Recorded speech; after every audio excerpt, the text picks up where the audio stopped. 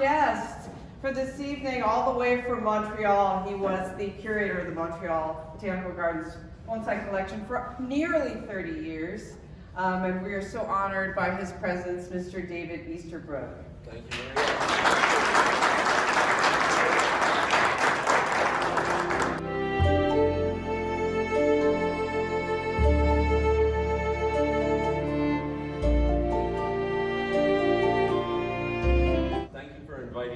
It's a nice break from the snow in Montreal. We already have snow, and it's cold. Fortunately, just before leaving, I got all my trees put away for the winter. But here, you're very fortunate that you have a more mild temperature in winter. And I think it's an ideal place to be growing pines.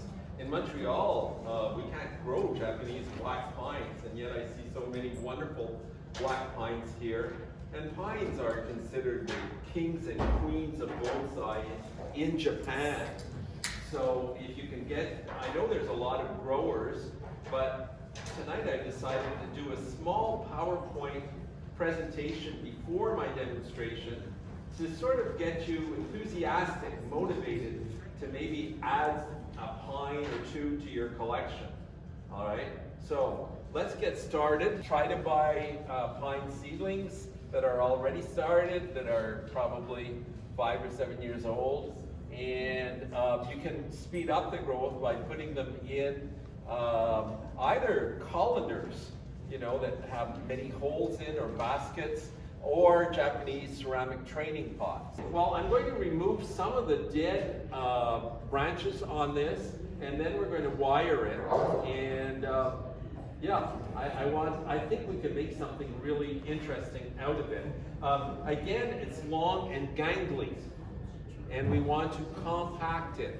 That is the key word nowadays in bonsai, is compacting. We don't want stubs where we don't need them. This dead branch is too long. It's interesting, but it's a bit too long.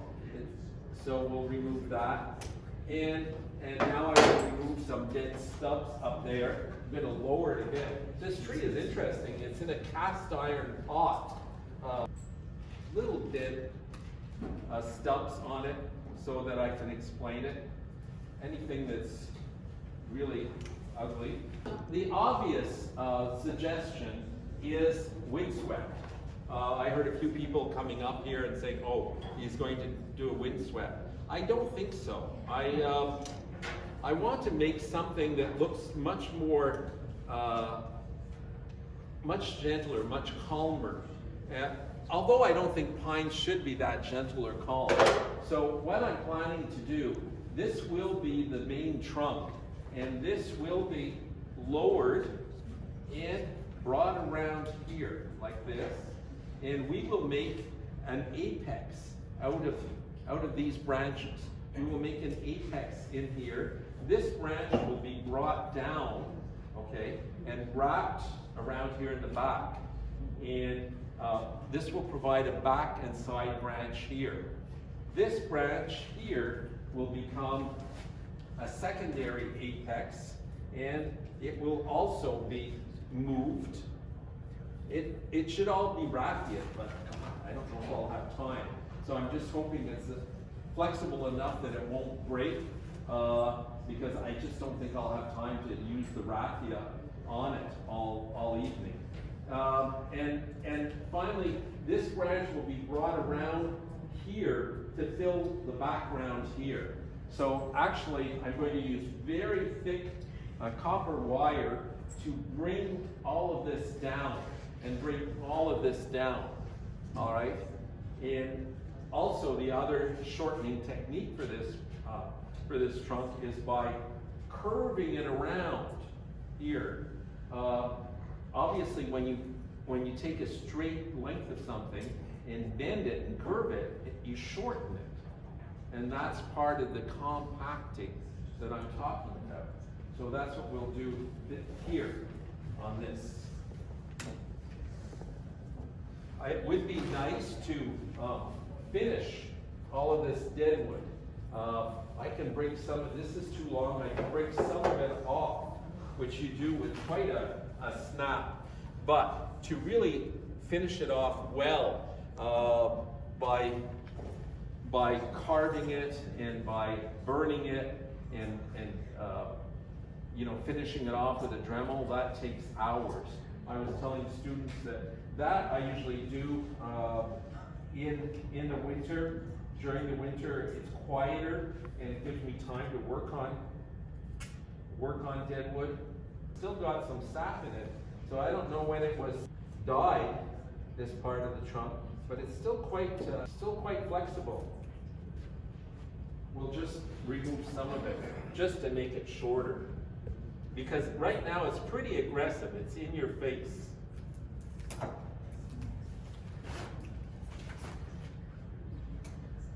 You should all own some chin pliers. They come in various sizes. This is sort of relatively small, but I wasn't going to bring the big ones. They're about 3 feet long on the plane. Already they went through my luggage when I brought it on the plane, and I had to check my luggage, of course, because they wouldn't let, you can't bring bonsai tools on the plane in your carry-on. That is out of the question. Let's get started with the wiring.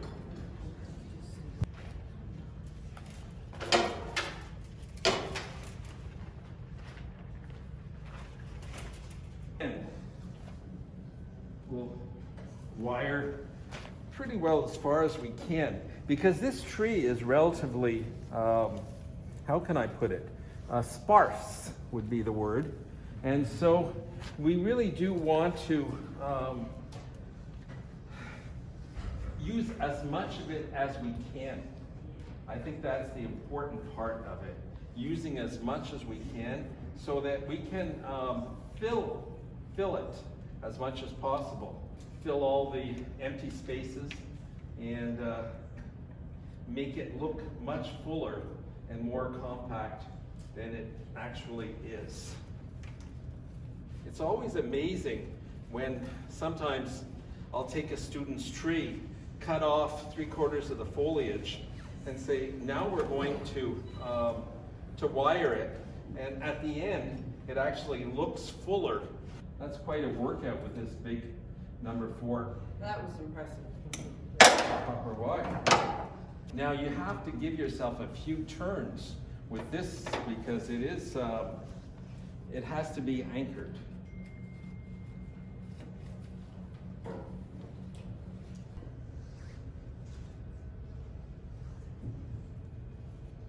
You have to bend, when you're wiring it, you have to make sure the wire is going to get tighter when you're bending it down.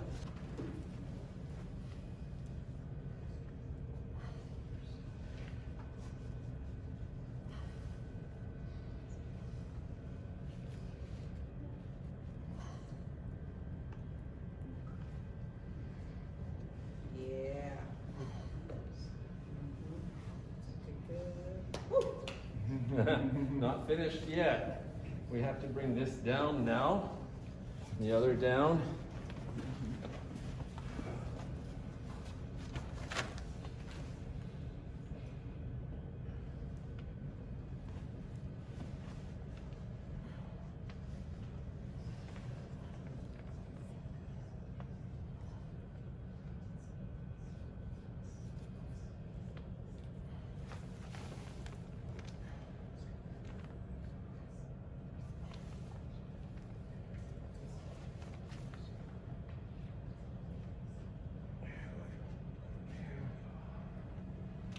Okay. Yeah. Now, let's bring this, turn it around a bit more here. Okay. And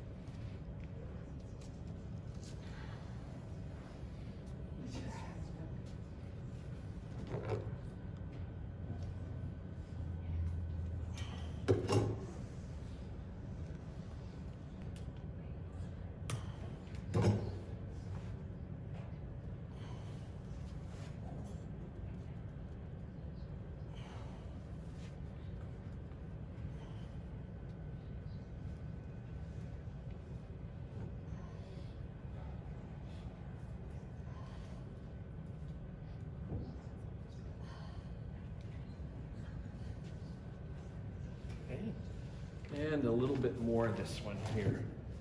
And then we'll be able to start fine wiring the other branches.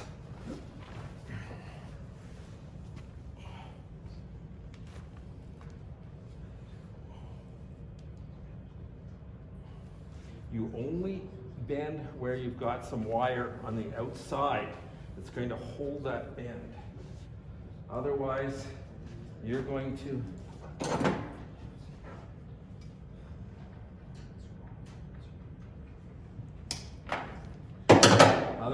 to break that branch.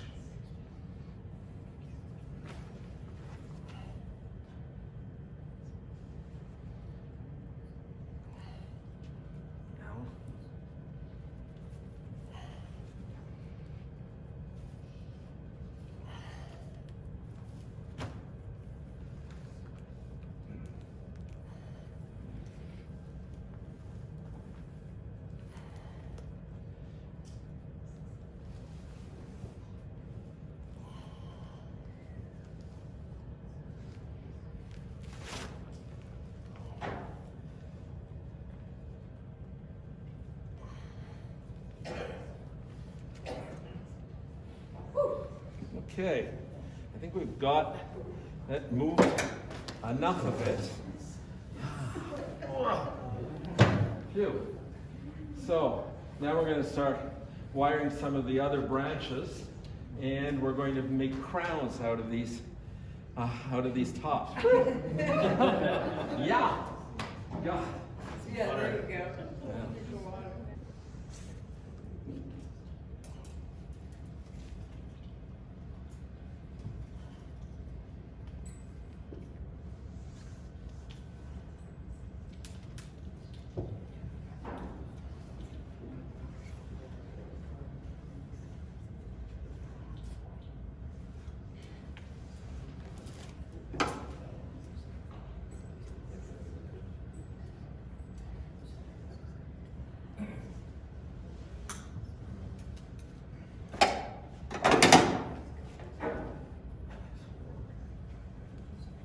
Yeah, this is a blood sport. I've got blood coming out already.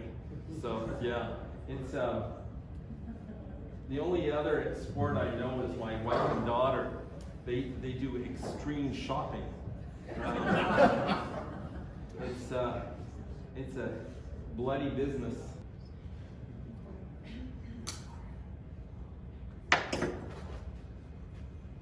So there are some little dead branches up here that I'm going to be removing. This one here. Once they're dead, they're not doing me much good. And they're too small to do gins with. Okay, so we've gotten those branches out of the way. They're in the background. So far they look messy. We are going to bring this branch back a little bit more.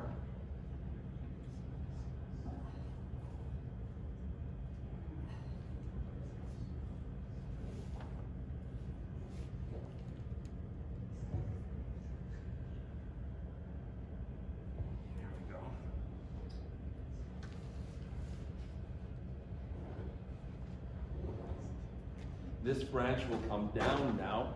We'll wire these down out of the way.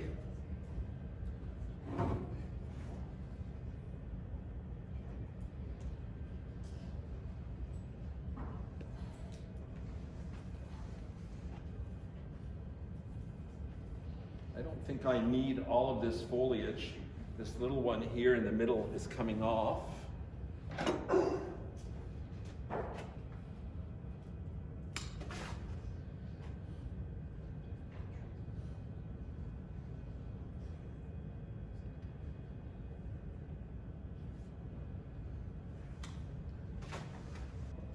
Where the branches, some of them died back, there's all these little stubs, and it's just where you want to get your wire when you wire between the branches. So you do have to clean them out. It's often difficult to estimate, for beginners to estimate how long a piece of wire you should be using. So try to use a wire about the length of the branch plus about 1/3. It's always a relatively good idea to use smaller branches to make your new top, because, you know, with a tree like a pine, they're apically dominant. The sap flows up there, and what happens is it thickens up really quickly. So you don't have to worry, even if it's thin, it'll catch up. It'll catch up real quickly. The dynamic duo here. Yeah. Thank you, David. The two Davids. Wow. Thank you, David. Don't thank me until you see the results.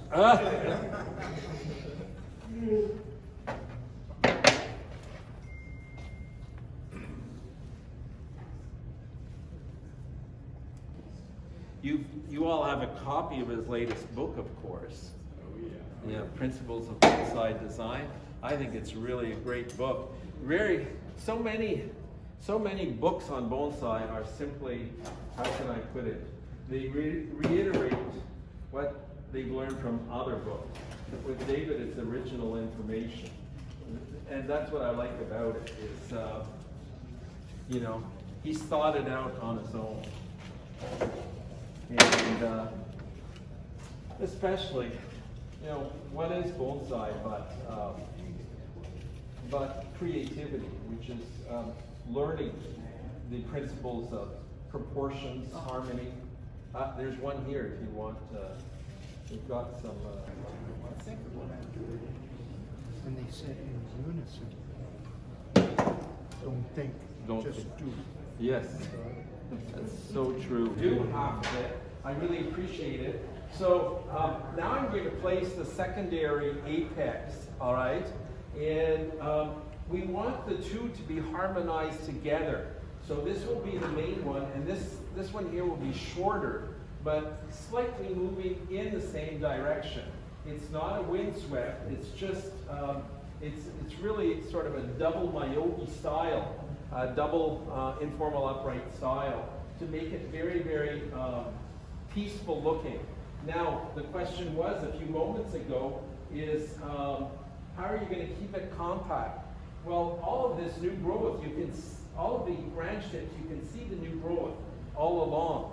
And so by pinching back the buds in the spring, the decandling, in about, here it would be between, around mid-June, I would say, would be the best time. It'll bud back along here, and when those new little buds along here are strong enough, then we cut those back and cut those back, so we keep it compact, this tree. Now, we didn't have that many small branches, so we couldn't we couldn't make it as compact as we wanted. And did any of you, oh, we removed it, but the very first image you saw when it said Pines on Speed, the background was a Japanese screen. You know, they paint them, these, they're not shoji, I forget what they're called, Fusama screens. And they're sort of, well, they're white paper, but they're opaque. And you saw pine branches and the twists and turns and the scars. It's so beautiful. And so what you do want to do is create pines with a lot of movement. Those movements will soften as the tree gets older, and it'll look entirely natural. In the beginning, sometimes they can look contrived, and then with time, they become very, very natural looking. So if you look at some of these old Japanese scrolls, you'll see pines with branches that curve back on themselves or come from underneath and come out. So don't be constrained by, you know, rules or supposed rules that you read in some books, like a John Naka book. John was... Yeah. No, sorry. Yeah, John was a very good designer, stylist, but I think we should be thinking on our own in designing pines to look like what we see. I was very interested to going to Dan Robinson, and boy, some of them look like pines that you see on Japanese scrolls, all right? So he is doing something right. Yeah, I was very impressed. So, yeah, so I just want to tell you that, so we want to give Thank them... God, I'll let them know. I'll let Okay, them know. Okay. yeah. I'm glad to hear that. I was very impressed. So we are going to compact this top that Dave just wired. Let's hope that we'll be able to wire it, to bend it the way we want. And we will compact it. And it's very, you know, again, we can have branches rising from the top and wire them down. Some people cut off all the upper branches. And I really think that you should avoid doing silly things like that. If there's a, how can I put it? If you need a branch, you can take it from down below and bring it up. You can take it from up above and bring it back. When you need a branch, you need a branch. And don't turn your nose up at any branch. And the nice thing about it is when David came, he said, Dave, I'm not sure what design you're going to give, so I don't know how you want it wired. Well, if the tree is well wired, you don't need to know. Kimura, he would toddle off to the bars to visit his friends all day long, and his apprentices would be wiring all day long. And then Kimura would toddle back, you know, actually pissed to the gills most of the time. And then he would just stand next to the tree and start adjusting all the branches, and these beautiful creations would come out of it. He could even do fabulous trees loaded to the gills. So That's impressive. yeah. So yeah, if the tree is well wired, if you can do anything, his apprentices, well, they anticipated what he wanted, but they actually did some pretty, they wired so that he could do whatever he wanted with that tree.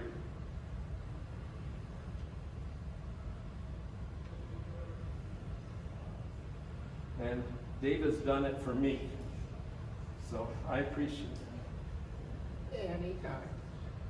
You just come back, I'll do it again.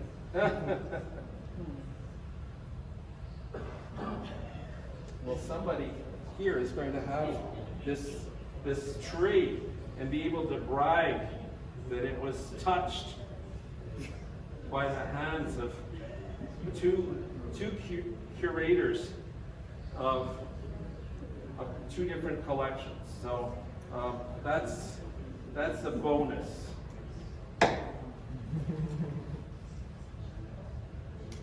Now we're trying to establish a little bit of that famous triangular shape. It starts here and then drops down towards David, all right? It's going to be longer, wider than it is tall, this tree.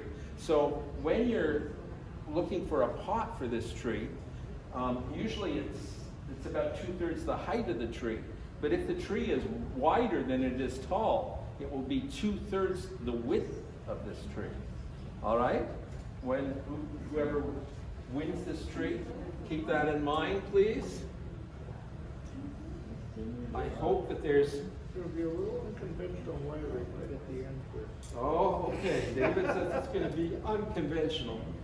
So, yeah, that's okay. That's okay if it's unconventional. I'll just wait till I finish that branch.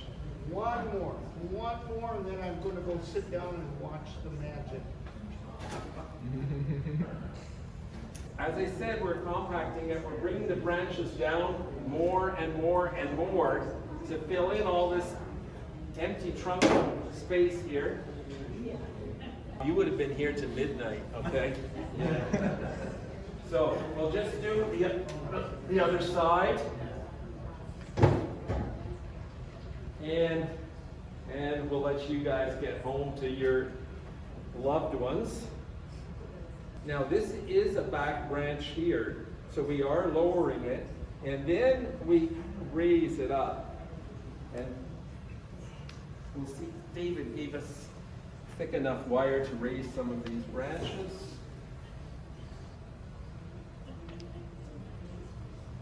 As I say, some of them are long and gangly, so we're just trying to weave them in and out, but one can never be on top of the others, and we want them facing upwards. So we are shortening them and filling in empty spaces. There's a space here. Now this branch has to come down. This is where you use your large pliers to bend certain sections of branch. And here you can see how we'll bring this branch down using pliers. You can't do it with your fingers, but with these large pliers, you can really grab on and do amazing things.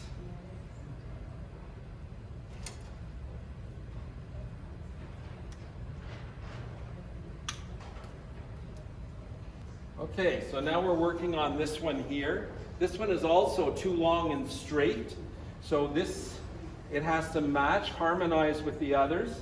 So this one here will be bent downwards.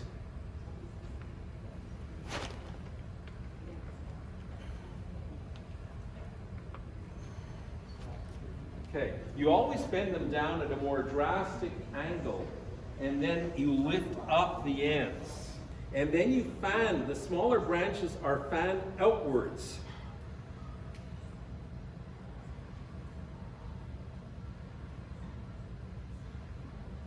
To create a beautiful foliage plane. So here again, we have one foliage plane floating above the end of the branch here. Finally, this branch here, we're going to bring, it's very, very long. So we're going to bring it up, we're going to parallel to hide it. Its length, we're going to parallel the other branch, and then we fan it out. But we don't want it to be under this branch, so we have to move this branch over when we fan it out. Okay, folks, I'm going to end it here.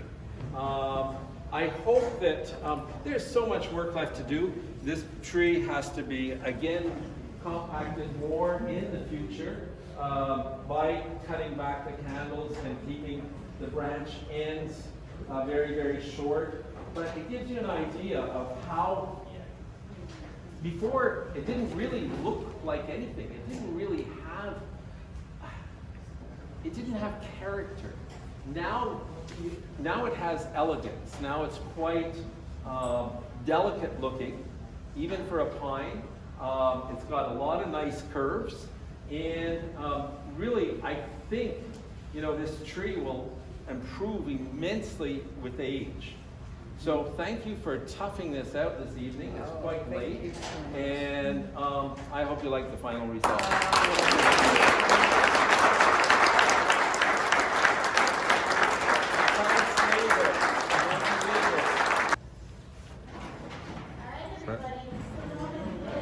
You're the winner.